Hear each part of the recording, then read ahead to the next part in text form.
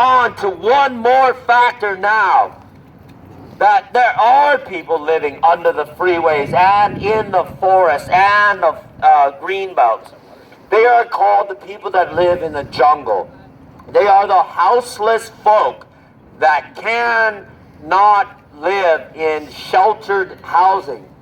They are our friends. They are our folks. They are our families, our cousins, our everybody we know is becoming homeless. Couch surfing ends up houseless.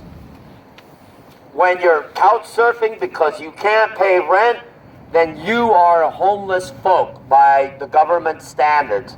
And when you are then from that, and you can't keep that, and your friends can't hold you, then you become houseless. And other people are not as lucky as to even be under a roof and laying on a couch. A couch. During the Carter era, this was not even real. All you had to do was go down to the government man's house, apply for Section 8, and you'd have a home within the month when the paperwork was processed. This is something really wrong.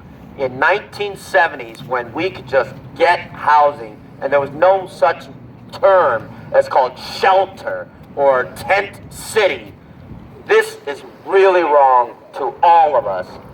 So, moving forward in the 21st century, after Reagan era, Bush era, Clinton with his crack mama era times, every one of them are to blame. The two-party system does not matter to criminalizing the homeless. We are now living in a system where people are living in tents, hiding out in jungles, green belts, like the North Beacon Hill jungle. They are surviving with systems of villages that they can exist in. They find friends that they can band with. They build small villages and communities, and they say, I'm going to watch your back. You got a tent, I got a tent, we're going to form a little circle, and we're going to watch each other's back. When you go to work, you have a job. You're homeless, you're in a tent, and now you got to go to work. What are you going to do? You're going to be on the streets of Seattle on 2nd and 3rd and Pine and Pike? No. You're going to go find somewhere safe where you can band with other folks and watch your back while you go to work, earn your wage, and pay your own way. Because this city does not sustain you. So, you've got that down. You and your people have a village, and then there's pockets and pockets and pockets for 6 square miles, 3 miles long and 2 miles wide uphill on the Beacon Hill North Greenbelt. This is something very real. People are living the way that they can. So, the man says, fuck you. He says, you are illegal. You, I don't recognize. I've been silver spoon fed all my life. I got into gay senatorship, and I'm still an elitist pig.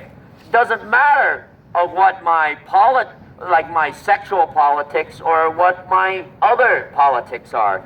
I'm still a silver spoon fed elitist pig. I am going to destroy you because you don't look right to me. I gotta keep my homeless numbers down because homelessness in Seattle is at an all-time high. Last year, it was at a 16% rate of highness in homelessness. So it was 16% higher than the year before, in 2015. This year, it was 19% higher in homelessness from the year before that.